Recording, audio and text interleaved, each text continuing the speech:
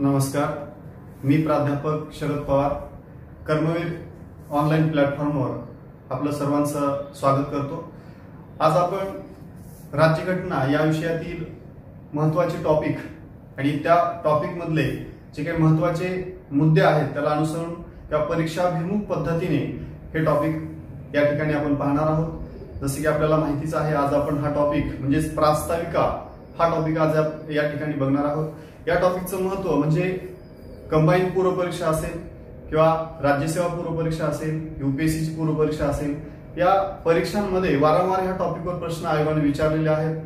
ज्या मुद्द्याला अनुसरून ते विचारलेले आहेत त्या मुद्द्याला अनुसरून आपण हा टॉपिक आज या ठिकाणी पाहणार आहोत। तर हे जे काही महत्त्वाचे मुद्दे आहेत त्यापैकी प्रास्ताविकेचं स्वरूप हा पहिला मुद्दा आपण या ठिकाणी पाहूयात। प्रास्ताविका नेमकी कशी आहे किंवा तिचं स्वरूप काय आहे, तसंच घटनेत तिचं जे महत्व आहे, घटनेचा तो भाग आहे का नाही, या मुद्द्याला अनुसरून हे बऱ्याचदा प्रश्न आयोगाने विचारलेले आहेत। तसंच प्रास्ताविका ही न्यायप्रविष्ट आहे का किंवा तिची अंमलबजावणी ती करण्यासाठी आपण न्यायालयात जाऊ शकतो का, याबद्दल संकल्पना आपण बघूयात। घटना दुरुस्ती प्रास्ताविकेत करता येते का, त्याला अनुसरून काही स्पष्टीकरण आपल्याला बघता येईल।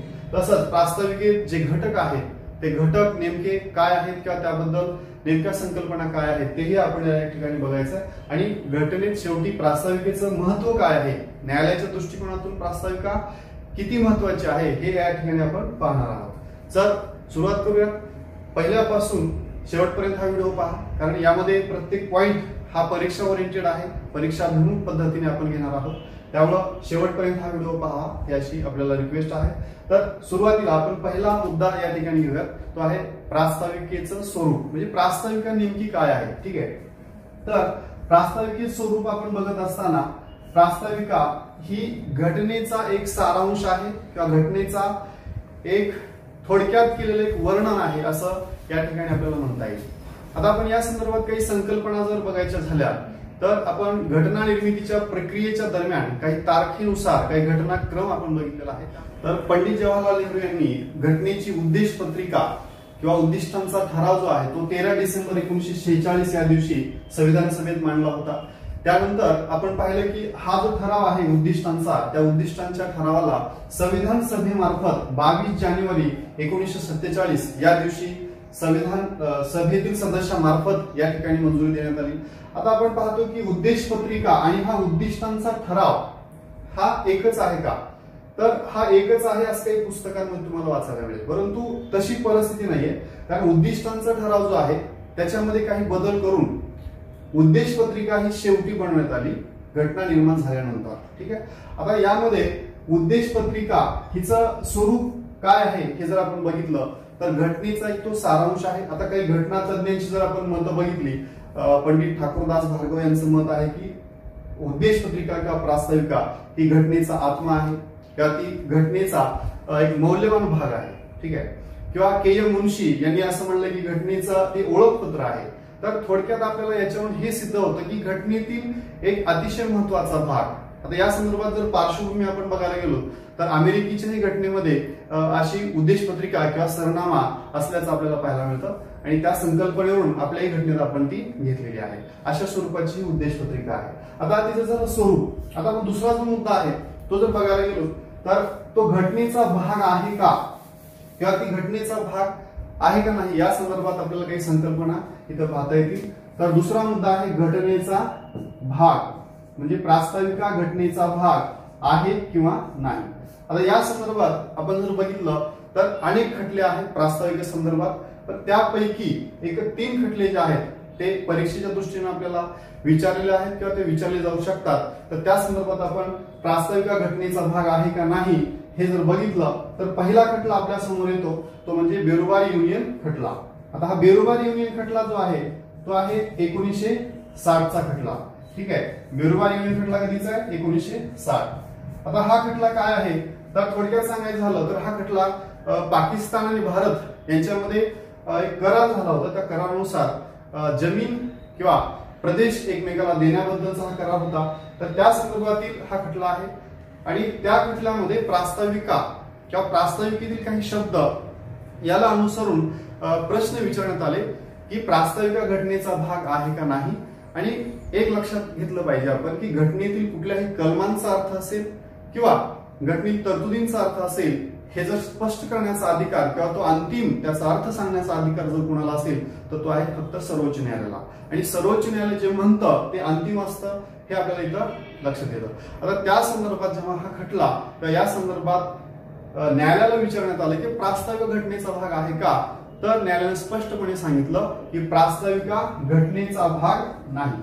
लक्षात घ्यायला इथं महत्वाचं घेणं की घटनेचा भाग तो प्रास्ताविका नाही असं न्यायालयानं कोणत्या खटल्यात सांगितलं, बेरुबारी युनियन खटल्यामध्ये.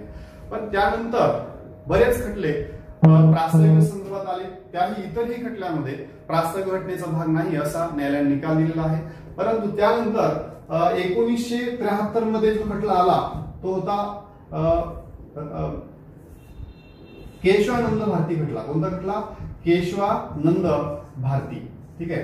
आता केशवानंद भारती खटला हा काय होता त्याला आपण थोडक्यात समजून घेतलं तर केशवानंद भारती हे संत आहेत, त्यांच्या मठाची जी जमीन आहे ती तिथल्या राज्य सरकारनं ताब्यात घेण्याचा प्रयत्न केला होता आणि त्या संदर्भात हा खटला सर्वोच्च न्यायालयात आल्यानंतर सर्वोच्च न्यायालयानं या खटल्यामध्ये यापूर्वीची जी मतं आहेत घटनेचा भाग प्रास्ताविक आहे का नाही या संदर्भातली त्या मतांमध्ये बदल करून या खटल्यामध्ये असं सांगितलं होतं की प्रास्ताविका घटनेचा भाग आहे.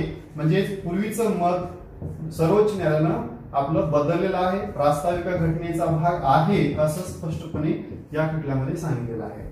म्हणजे प्रास्ताविकेसंदर्भात तो घटनेचा भाग आहे का नाही या मुद्द्याला अनुसरून न्यायालयाने ही दिलेली एक प्रतिक्रिया आहे जी की अगोदरच्या निकालापेक्षा अतिशय वेगळी आहे किंवा विरुद्ध आहे असं आपल्याला म्हणता येईल.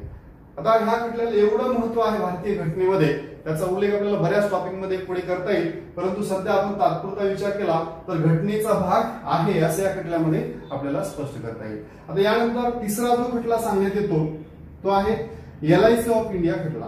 आता LIC ऑफ इंडिया खटला जो आहे तो 1995चा आहे. या खटल्यामध्ये सर्वोच्च न्यायालयानं वेगळा निकाल नाही दिला, परंतु पूर्वी जो निकाल दिला होता म्हणजे केशवानंद भारती खटल्यामध्ये जो निकाल दिला होता तोच निकाल पुन्हा एकदा या प्रास्ताविके संदर्भात दिला आणि त्याच्यामध्ये थोडासा बदल करून आणखी आज सांगितलं की प्रास्ताविका घटनेचा अविभाज्य भाग आहे. अविभाज्य भाग आहे म्हणजे काय, तर तो घटनेपासून वेगळा करताच येऊ शकत नाही. अविभाज्य भाग आहे म्हणजेच तो घटनेचाच भाग आहे. याच मुद्द्याला त्यांनी पुन्हा एकदा अधोरेखित केला असं आपल्याला म्हणता येईल. आणि आजपर्यंत या खटल्याला अनुसरूनच आपल्याला हे सिद्ध होतं की प्रास्ताविक घटनेचा भाग आहे हे आपल्याला या ठिकाणी सांगता येईल. तर हा दुसरा मुद्दा या ठिकाणी आपल्याला इथं स्पष्ट होतो, घटनेचा भाग प्रास्ताविक आहे. फक्त इथं लक्षात ठेवायचंय की कोणत्या खटल्यामध्ये प्रास्ताविक घटनेचा भाग नाही असं न्यायालयानं सांगितलं होतं आणि कोणत्या खटल्यांमध्ये आहे असं सांगितलेलं आहे. आता यानंतर तिसरा जो मुद्दा आपण या ठिकाणी बघणार आहोत तो आहे प्रास्ताविका न्यायप्रविष्ट आहे का किंवा जस्टिएबल आहे का किंवा तिची अंमलबजावणी करता येते का. ठीक आहे, म्हणजे तिची अंमलबजावणी करणे योग्य आहे का, इन्फोर्सिबल आहे का, या दोन मुद्द्याला अनुसरून आपल्याला हा मुद्दा इथं स्पष्ट करणं गरजेचं आहे. याच्यावर बऱ्याचदा आयोगाने प्रश्न विचारलेले आहेत, कसे विचारले तेही मी तुम्हाला सांगणार आहे. परंतु प्रास्ताविका न्यायप्रविष्ट आहे का हे आपण या ठिकाणी बघूयात आणि त्यानंतर ती मग अंमलबजावणी योग्य आहे का इन्फोर्सिबल आहे का असं या ठिकाणी आपल्याला बघता येईल. पहिल्यांदा न्यायप्रविष्ट म्हणजे काय हे आपल्याला समजून घ्यावं लागेल. ठीक आहे, न्यायप्रविष्ट बघा किंवा जस्टिएबल असंही म्हटलं जातं. तर न्यायप्रविष्ट म्हणजे काय, तर ज्या तरतुदी घटनेतल्या जर नाहीत लागू झाल्या किंवा सरकार त्या विरुद्ध काही कृती करत असेल, कायदा करत असेल आणि तर आपण त्याबद्दल न्यायालयात अपील करू शकतो किंवा ही गोष्ट मिळवण्यासाठी आपण न्यायालयात जाऊ शकतो. म्हणजे न्यायालयात दाद मागू शकतो. थोडक्यात सोप्या भाषेत सांगायचं झालं तर न्यायालयात दाद मागता येते अशा गोष्टींना न्यायप्रविष्ट असणे असं म्हणतात. मग प्रास्ताविका न्यायप्रविष्ट आहे का हा एक मुद्दा इथं आपल्याला बघायचा. दुसरी गोष्ट तिची अंमलबजावणी. आता सरकार काय करतं तर घटनेतील तरतुदींच्या अंमलबजावणी करत असतं. जसं मूलभूत हक्क आहेत, सरकारला अंमलात आणावे लागतात किंवा लागू करावे लागतात. म्हणजे इन्फोर्सिएबल आहेत मूलभूत हक्क, म्हणजे अंमलबजावणी करणं सरकारवर बंधनकारक आहे. तसं प्रास्ताविका सरकारवर बंधनकारक आहे का किंवा ती लागू करणं अंमलात आणणं बंधनकारक आहे का, हे जर दोन मुद्दे आपण बघितले तर हे एकमेकाशी पूरक मुद्दे आहेत. म्हणजे सरकारनं ती लागू नाही केली तर तुम्ही न्यायालयात जाऊ शकता. मूलभूत हक्कांच्या बाबतीत हे सांगायचं झालं तर. पण हेच तत्व प्रास्ताविकेबाबत सांगायचं झालं तर प्रास्ताविका न्यायपृष्ठ आहे का, तर नाही. लक्षात ठेवा, प्रास्ताविका घटनेचा जरी भाग असली, दुसरा मुद्दा जर आपण बघितला, प्रास्ताविका घटनेचा जरी भाग असली तरी ती न्यायपृष्ठ नाही, हे लक्षात घ्या.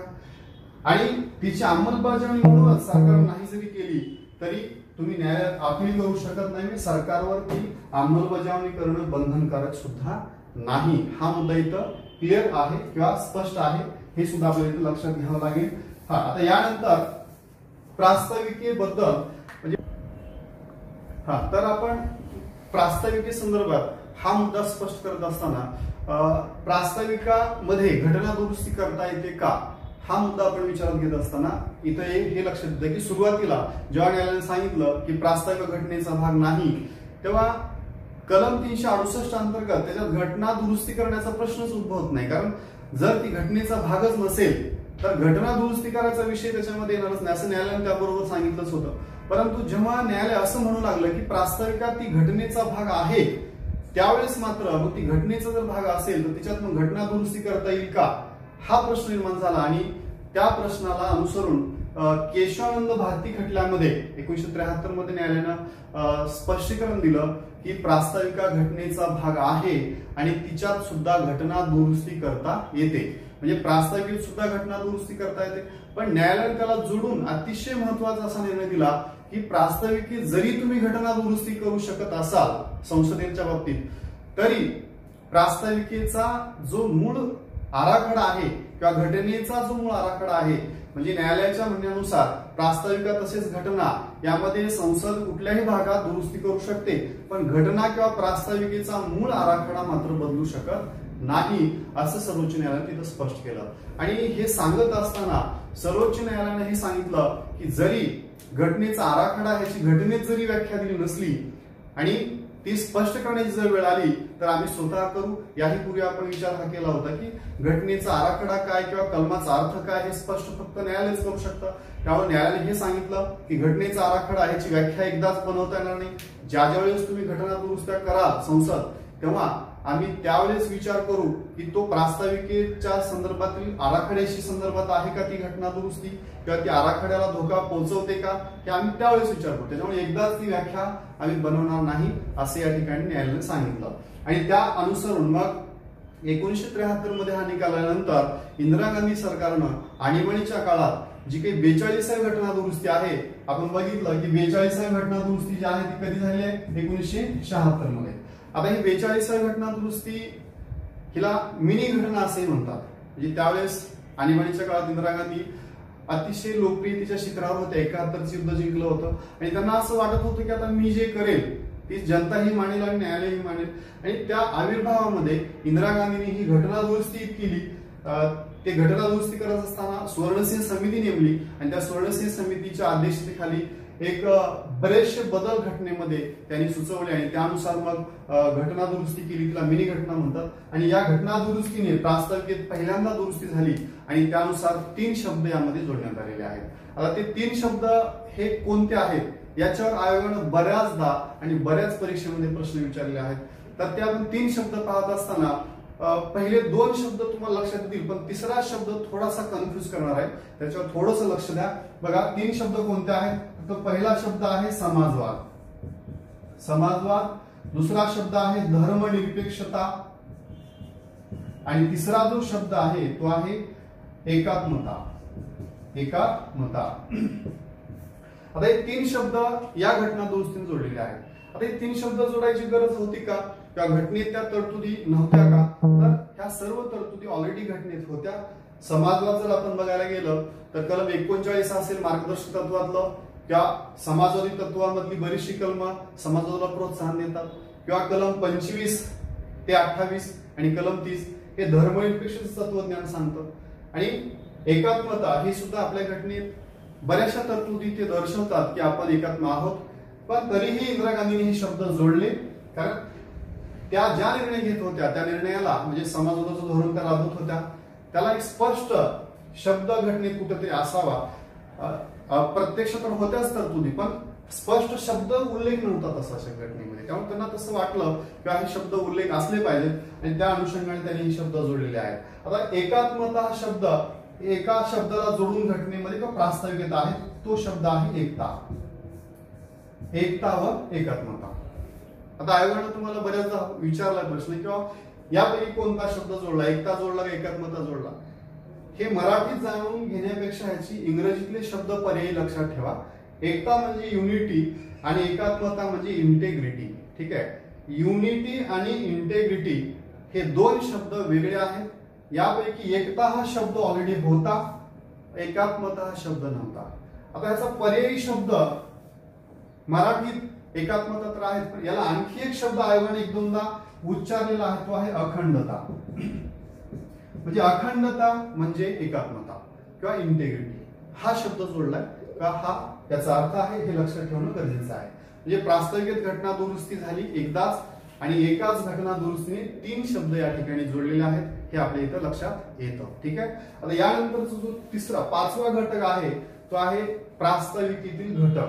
आता प्रास्ताविकेत नेमके कोणते घटक आहेत किंवा घटनेतील कोणत्या तरतुदी प्रास्ताविकेमध्ये नमूद करण्यात आले आहेत किंवा स्पष्ट होतात, हे आपल्याला इथे या ठिकाणी बघता येईल.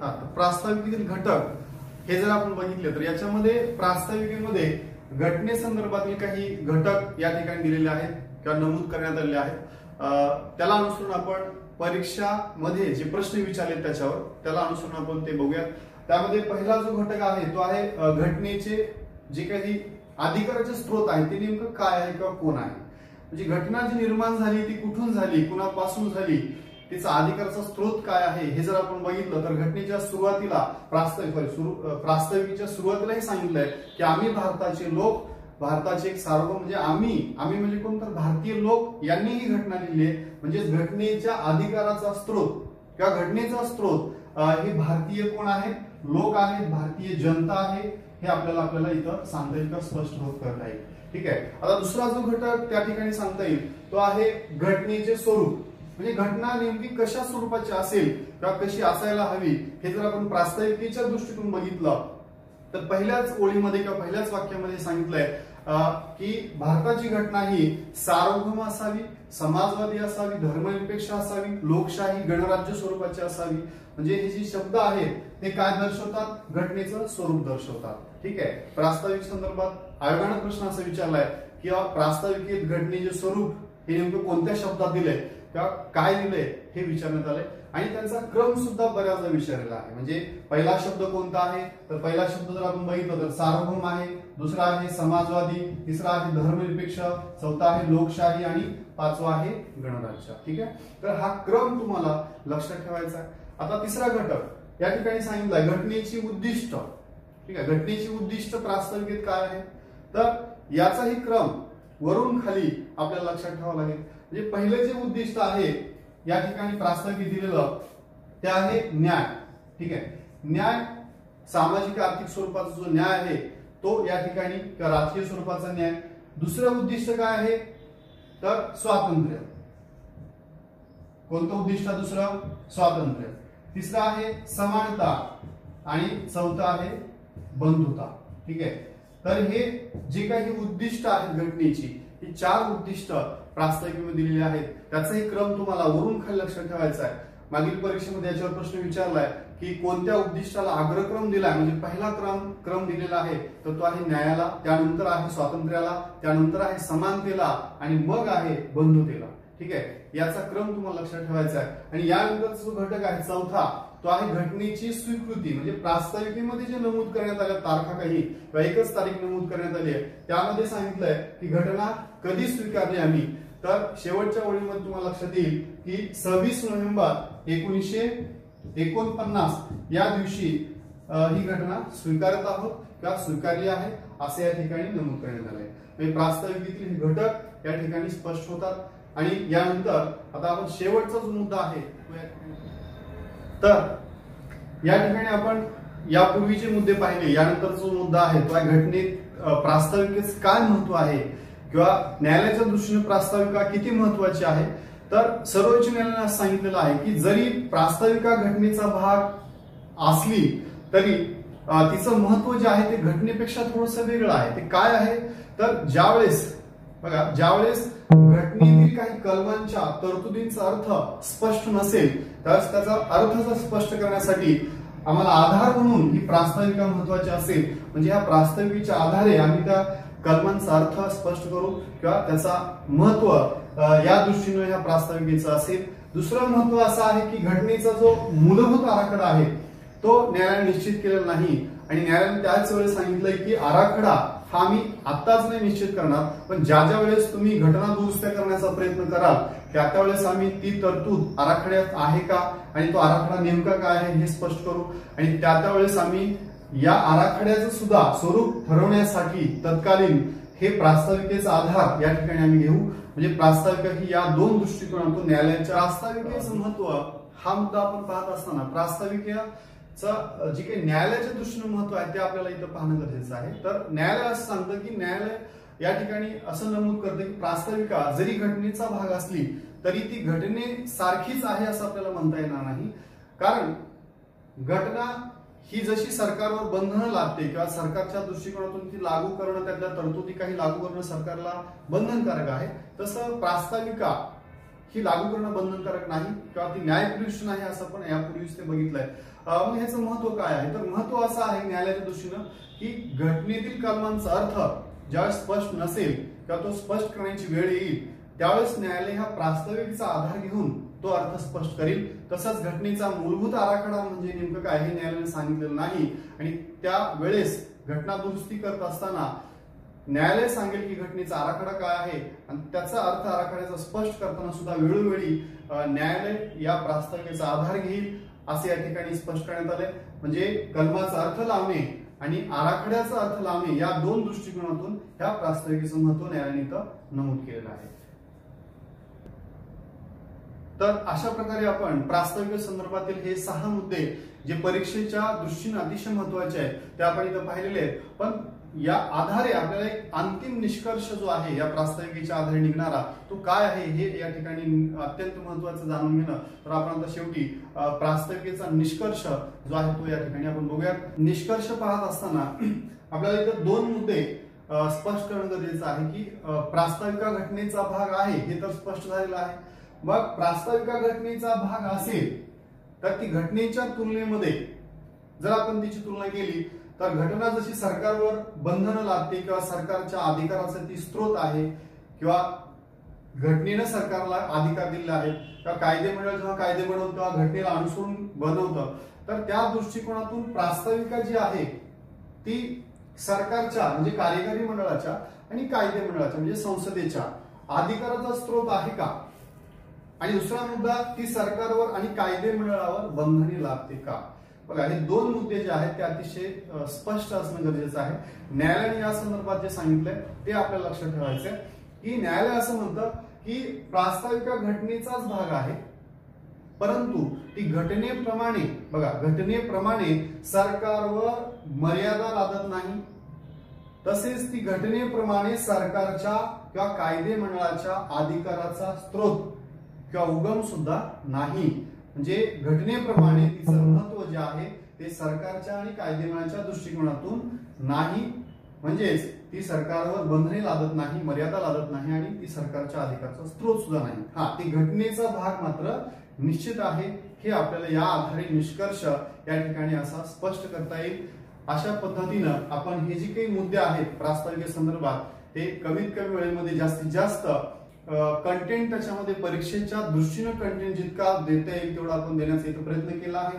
या प्रास्ताविकेमध्ये आणखी संकल्पना ज्या आहेत प्रास्ताविकेतील संकल्पना आहेत सार्वभौम म्हणजे काय, समाजवाद म्हणजे काय याच्यावर एक स्वतंत्र लेक्चर आपल्याला दुसरं या ठिकाणी बनवता येईल. तर हे जे मुद्दे आहेत ते आपल्याला समजले असतील अशी मी अपेक्षा करतो.